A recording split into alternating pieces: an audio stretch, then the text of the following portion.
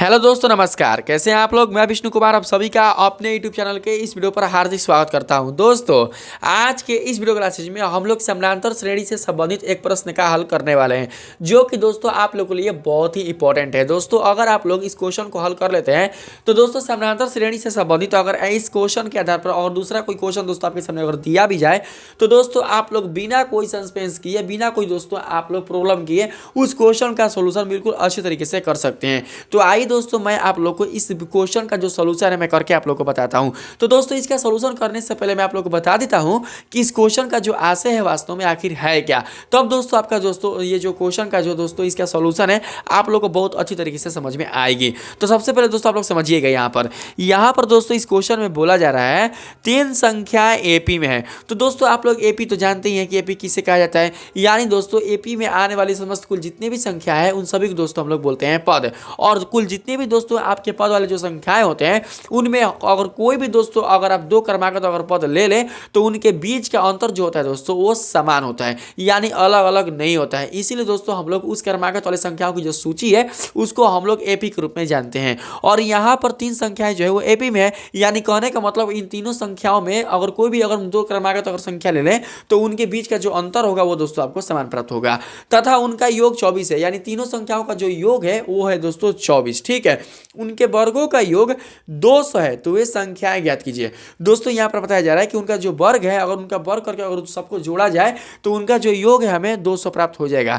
तो दोस्तों इसके लिए सबसे पहले हमें क्या करना पड़ेगा कि यहाँ पर आपके एपी में जो आपके 3 जो संख्या है उसको दोस्तों हमें दोस्तों आपको मानना पड़ेगा, क्योंकि आपको यहाँ पर वो संख्या बिल्कुल भी दिया नहीं जा रहा है, क्योंकि आप ये नहीं बता सकते कि इसमें आपके जो 3 जो संख्या है वो कौन से हैं। तो इसके लिए हम लोग क्या करते हैं, यहाँ पर मान लेते हैं कि आपके एपी वाले जो 3 जो संख्या है वो क्रमशः A1 A2 और A3 है, क्योंकि पहला संख्या व्यक्त करता है आपका दोस्तों A1 को, और जो दूसरा संख्या है वो व्यक्त करता है आपके A2 को, और जो तीसरा संख्या है वो व्यक्त करता है आपके A3 को। तो उसी को दोस्तों हम लोग यहाँ पर लिख लेंगे। ठीक दोस्तों, हमने यहाँ पर मान लिया कि एपी में 3 संख्याएं क्रमशः A1 A2 तथा A3 है।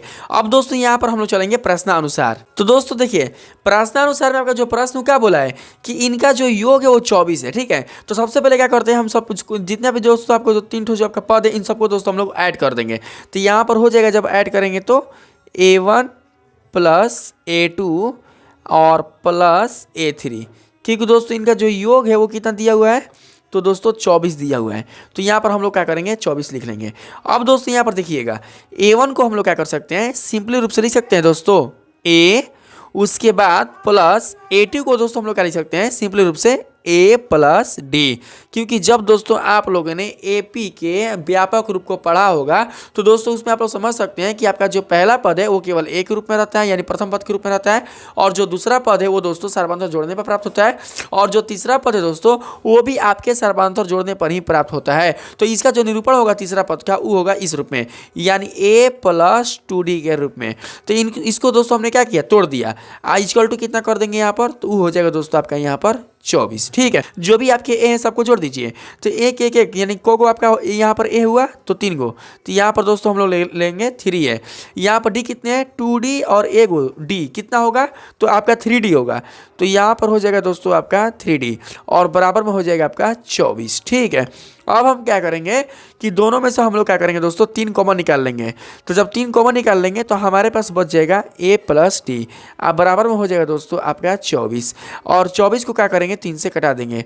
कितना बार कटेगा, 3 7 21 3 8 24, यानी कि A प्लस डी का जो जोड़ होगा वो दोस्तों आपको निकल कर आ जाएगा 8। और इसलिए दोस्तों हम लोग A का जो मान है वो हम लोग प्राप्त कर लेंगे कितना, तो 8 माइनस डी, इस तरीके से। तो फिर अब यहाँ पर देखिए क्या बोला है, उनके वर्गों का योग 200 है। तो यहाँ पर लिख लेंगे, तो इसे इस तरीके से लिख सकते हैं, यानी कि A का होल स्क्वायर और प्लस, देखिए A2 की जगह क्या था, A प्लस डी ना, तो यहाँ पर लिख लेंगे दोस्तों हम लोग A प्लस डी का होल स्क्वायर, और प्लस क्या है A प्लस 2D ना, तो यहाँ पर दोस्तों हम लोग ले लेंगे A प्लस 2D का होल स्क्वायर, और बराबर में हो जाएगा आपका यहाँ पर 24। ठीक है, अब हम लोग क्या करेंगे दोस्तों कि जो आपने a बराबर 8 माइनस डी प्राप्त किया है ना, तो दोस्तों इसको मान लीजिए आप लोग समीकरण 1 है। और यहाँ पर दोस्तों जहाँ जहाँ आपका a है वहाँ वहाँ दोस्तों हम लोग क्या करेंगे a का मान रख देंगे।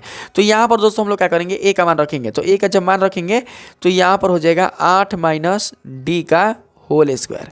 आप प्लस फिर ए का मान रखेंगे, कितना आएगा तो 8 माइनस डी, अब फिर है प्लस डी, तो हो जाएगा यहाँ पर स्क्वायर। आप प्लस फिर ए का मान रखेंगे तो हो जाएगा 8 माइनस डी, आप प्लस हो जाएगा दोस्तों आपका 2d, इसका हो जाएगा दोस्तों होल स्क्वायर, आप बराबर में हो जाएगा आपका 24 है। अगर नहीं पता चले तो यहाँ पर लिख लीजिएगा चूंकि समीकरण 1 से। उसके बाद देखेंगे दोस्तों यहाँ पर क्या करेंगे, 8 माइनस डी का होल स्क्वायर है ना, तो इसको तोड़ देंगे सूत्र पर, तो A square minus 2ab plus B square, तो ए हो जाएगा आपका कितना दोस्तों तो 8, तो 8 के स्क्वायर करेंगे कितना बचेगा, तो दोस्तों 8 के स्क्वायर करेंगे तो हो जाएगा आपका यहाँ पर 64। ठीक है, अब माइनस 2ab, तो 2 और यहाँ पर एक मान करे होगा यहाँ पर 8 है, तो 8 दूनी के 16, आज जो b है वो हो जाएगा आपका d, तो यहाँ पर हो जाएगा 16d, अब प्लस d का होल स्क्वायर। समझ रहे बात को ना, किस किस तोड़ रहे हैं, आज जो प्लस है वहाँ पर दोस्तों हम लोग यहाँ पर प्लस दे देंगे।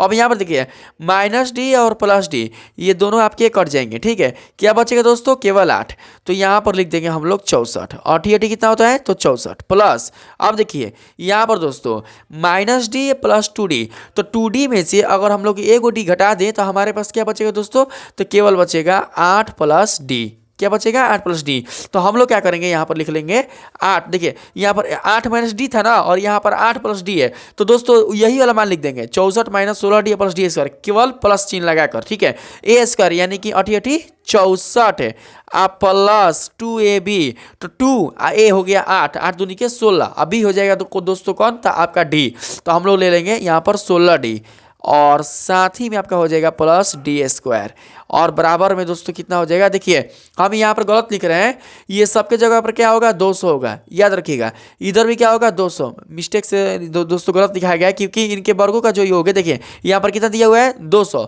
तो हम लोग भी क्या करेंगे यहाँ पर 200 ही दोस्तों लिखेंगे। ठीक है, अब देखिएगा आप लोग कुछ कटने वाला है तो कटा दीजिए, नहीं कटने वाला तो छोड़ दीजिए।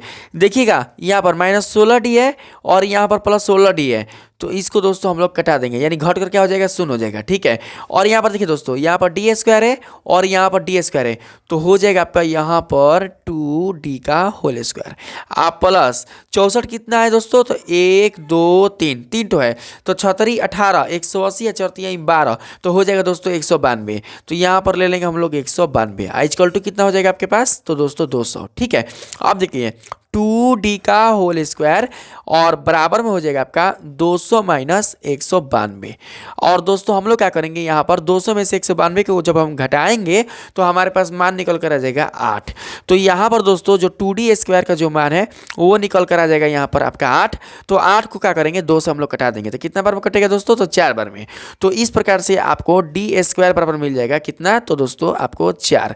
अब क्या करेंगे यहाँ पर हम लोग या, तो दोस्तों जो आप डी स्क्वायर देख रहे हैं तो स्क्वायर जो होगा वो इधर आएगा, यानी जब पक्ष बदलेगा तो ये दोस्तों रूट में हो जाएगा आपका 4, तो यहाँ पर d बराबर हो जाएगा प्लस माइनस रूट 4, क्यों क्योंकि दोस्तों आपका डी स्क्वायर है, यानी कि दोस्तों ये द्विघाती पद है, और द्विघाती पद के जब दोस्तों मूल निकालेंगे तो कितने मूल होंगे तो इसको 2 होंगे, तो इसलिए प्लस माइनस के साथ क्या होगा ये दोस्तों इधर रूट के रूप में यह ट्रांसफर होगा, तो इसको हम लोग इस तरीके से लिख सकते हैं प्लस माइनस रूट 4। तो इस प्रकार से दोस्तों आपके जो d का मान है वो निकल कर आ जाएगा, इसलिए d बराबर प्लस 2 तथा माइनस 2, क्योंकि जब रूट 4 का हम लोग वर्गमूल निकालेंगे दोस्तों तो हमारे पास क्या निकल कर आएगा प्लस माइनस 2। ठीक है, तो यहाँ पर हो जाएगा प्लस 2 तथा माइनस 2, तो हम लोग क्या करेंगे प्लस 2 वाले का जो मान है वो दोस्तों हम लोग समीकरण 1 में रखकर ए का मान निकाल लेंगे, तो यहाँ पर लिखेंगे चूंकि समीकरण 1 में डी का मान रखने पर, तो देखिए समीकरण 1 में आपका क्या था तो दोस्तों समीकरण 1 में था आपका ए बराबर 8 माइनस डी, यही था ना, तो ए बराबर आपका हो जाएगा दोस्तों 8 माइनस प्लस 2 रखेंगे तो यहाँ पर आ जाएगा 2, तो इसलिए जो ए है आपका वो निकल कर आ जाएगा कितना 8 में से 2 जगह कितना बचेगा दोस्तों तो आपका 6 बचेगा, तो तो इस प्रकार आपके जो तीनों जो संख्या आएंगे दोस्तों वो ए और डी की सहायता से निकल जाएंगे। यानी जो A1 होगा वो दोस्तों आपको कितना मिल जाएगा, तो A1 बराबर होता है दोस्तों ए, और ए का जो मान होगा वो दोस्तों आपको मिल जाएगा यहाँ पर 6। ठीक है, अब हम बात करते हैं किसका, तो A2 का। तो दोस्तों जो A2 होगा वो क्या होता है, तो A प्लस डी होता है। तो A प्लस डी कहने का मतलब ये हुआ दोस्तों कि A का मान कितना है 6, डी का मान कितना है 2, 6 और 2 कितना होगा, 6 और 2 तो हो जाएगा आपका दोस्तों 8। तथा अब हम लोग निकालेंगे यहाँ पर A3 को। तो दोस्तों जो A3 है वो कितना हो जाएगा, तो वो हो जाएगा दोस्तों आपका A प्लस 2D। तो A का जो मान होगा वो कितना निकल कर आएगा आपका, तो A का मान है दोस्तों आपका 6 और D का जो मान है वो है दोस्तों आपका 2, तो दुदुनी के 4, और फिर जो A का मान है वो दोस्तों जोड़ देंगे तो 4 और 6 कितना हो जाएगा दोस्तों, तो आपका 10। तो हम लोग क्या करेंगे दोस्तों, यहाँ पर लिख लेंगे 10। ठीक है, तो इस प्रकार से दोस्तों आपके तीन जो संख्या है वो निकल कर आ चुके हैं। तो लिखेंगे अतः AP के 3 क्रमागत संख्याएं क्रमशः 6, 8 तथा 10 हैं, और यही दोस्तों आपका हो जाएगा आंसर। अगर आप लोग जोड़ना चाहें तो जोड़ भी सकते हैं। 8 और 6 कितना होता है 14, 14 10 कितना होता है 24। यानी मैंने आप लोग को बताया था कि तीनों संख्याओं का जो योग है वो है 24। अगर तीनों का वर्ग करें तो कितना निकल कर आएगा, तो 6 का वर्ग करेंगे दोस्तों तो हो जाएगा आपका 36, आप प्लस 8 का वर्ग करें तो हो जाएगा आपका 64, और 10 का वर्ग करें तो हो जाएगा आपका 100। 36 और 64 आपका हो जाएगा 100, आप प्लस 100 बराबर हो जाएगा दोस्तों आपका 200। तो इस तरीके से दोस्तों आप देख सकते हैं कि मैंने जो क्वेश्चन का जो सॉल्यूशन किया वो बिल्कुल अच्छी तरीके से दोस्तों हो चुका है, जो कि दोस्तों आपका प्रूफ भी हो चुका है। तो इस प्रकार से आपका दोस्तों अगर ऐसा क्वेश्चन दोस्तों अगर आपके सामने दिया जाए तो आप लोग इस तरीके से उसका सॉल्यूशन बिल्कुल सरल तरीके से कर सकते हैं। तो दोस्तों आपको मेरा ये सॉल्यूशन अच्छा लगा है, इस वीडियो के माध्यम से दोस्तों आप लोग को काफी सरलता मिली है। तो प्लीज दोस्तों मेरे इस वीडियो को लाइक कीजिएगा, सब्सक्राइब कीजिएगा, और पसंद है तो अपने दोस्तों में भी शेयर कीजिएगा। आज के लिए इतना ही, मिलते हैं अगले वीडियो में, तब तक के लिए धन्यवाद।